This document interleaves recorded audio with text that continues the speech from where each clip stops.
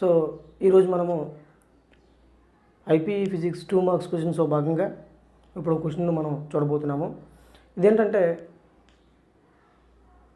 L అనే distance వి అనే velocity తోటి మరొక ఎల్ అనే డిస్టెన్స్ v2 అనే వెలాసిటీ తోటి, అంటే సేమ్ హాఫ్ డిస్టెన్స్ని v1 అనే వెలాసిటీ మరొక సేమ్ హాఫ్ డిస్టెన్స్ని v2 అనే వెలాసిటీతో ప్రయాణిస్తే యావరేజ్ స్పీడ్ ఎంత అని అడుగుతున్నారు. దాన్ని స్టెప్ బై స్టెప్ మనం చూద్దాం రండి. So average speed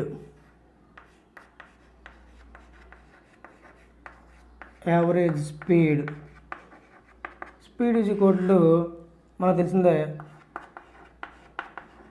total distance upon total time.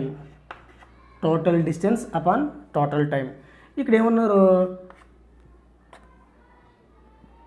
L అనే డిస్టెన్స్ విత్ స్పీడ్ v1, అదేవిధంగా మరొక హాఫ్ ఎల్ అనేది విత్ స్పీడ్ v2, అంటే total distance L plus L. అదేవిధంగా టైం మనం చూసుకుంటే t1 ప్లస్ t2, అంటే ఎల్ అనే డిస్టెన్స్ ట్రావెల్ చేయడానికి t1 అనే టైము, మరొక హాఫ్ అయినటువంటి లెంత్ ఎల్లో ట్రావెల్ చేయడానికి పట్టిన టైము t2.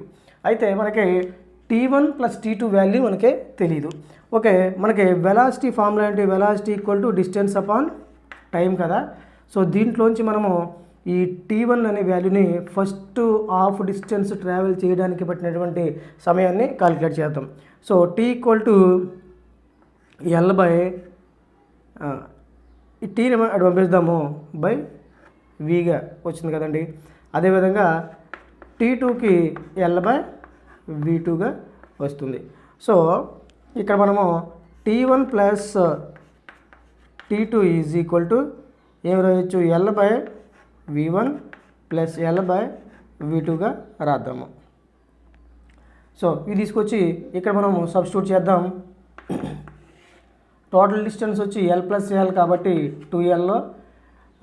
t1 ప్లస్ t2 వాల్యూ ఎంత, l by v1 plus l by v2.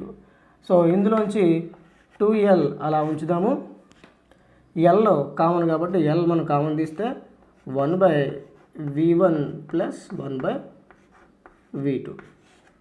ఓకేనండి. So that is equal to 2l by l. LCM చేస్తే v1 v2 plus v1 just ఏమైంది LCM చేసాము. So దీన్ని మనము రెసిప్రోకల్ చేద్దాము. 2l అలా ఉంచుదాము.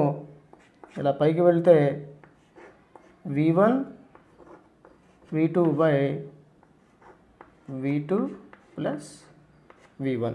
సో సింపుల్గా ఇప్పుడు average speed, total average speed మనకి ఇప్పుడు వచ్చేస్తుంది.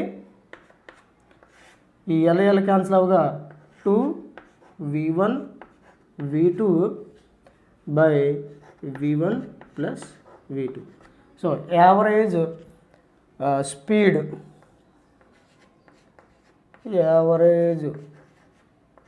Speed is equal to 2v1 v2 by v1 plus v2.